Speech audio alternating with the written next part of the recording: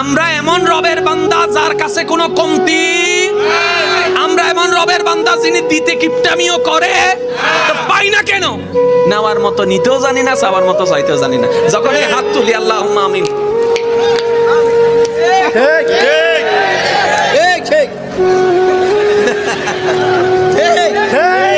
মিষ্টি টিষ্টি কিছু দিবনি, আবার চাইতেছে কেমনে করে, আল্লাহ আল্লাহুম্মা আমিন, আল্লাহ আমার এটা দাও, ওইটা দাও, ওইটা দাও, ওইটা দাও, ওইটা দাও, একটা লিস্টি কইতেছে, এইটা দাও, ওইটা দাও, ওইটা দাও, ওইটা দাও, ওইটা ওইটারও বাড়ি মাইয়াটা একটু লাইন করে দাও। আল্লাহ কই এটা কিটা করছ তুই? আল্লাহ দোয়া করছি। আল্লাহ কই এটা দোয়া নি, এটা দোয়া নি। এইভাবে দোয়া করি, আবার 3 মাস 4 মাস পরে যখন কিচ্ছু পাই না, আবার আমরা কই এত করে চাইলাম আল্লাহর কাছে, আল্লাহ আমারে দিল না।